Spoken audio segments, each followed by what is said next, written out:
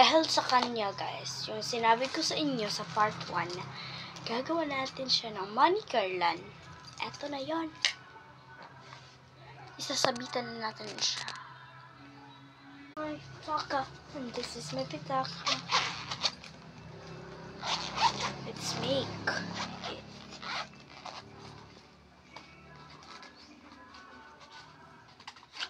This is my money.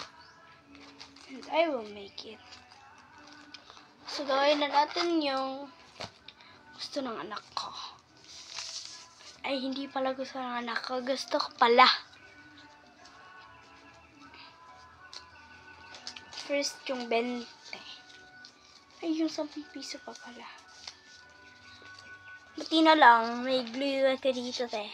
Matatanggal din to kaagad. Kasi, bibilisan lang naman natin. So, ganyan po yun. And, diba? Yan, ganyan.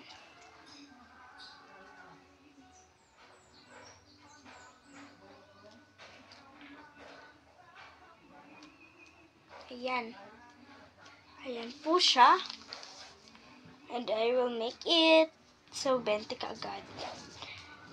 Kailangan natin siya magawa kaagad kasi mapagalitan tayo. Tsaka dito pa talaga ako sa classroom gumawa, guys. Ay, sa bahay pala. Hindi pala tayo mapagalitan, guys.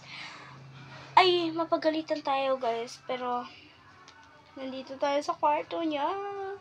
Kasi, gusto niya, guys, is may pera siya.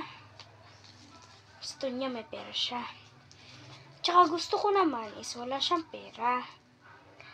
Kasi nga po, guys, is wala tayong magagawa sa kanya. Edi, natin.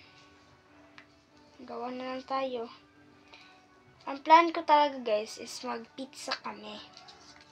And then, wala ng pizza. Ubos na yung pizza. And then, yun na yung resulta. Ito na yung result. Kapag gawa talaga ako, kasi gusto ko, guys, wala siyang pera na hahawakan. Kasi, yung gastos nun, guys, doble-doble. Pang 1 week mo na yung, allowance, yung gastos nun. Pang 1 year na talaga, guys, yung allowance mo. Ayan, eto, guys. Dito, hindi niya pala alam, guys, na may ganito. Ganito tayo. Yan, kung inaakala nyo, nilagpas ko siya. Kasi nga po, gusto ko rin ganun.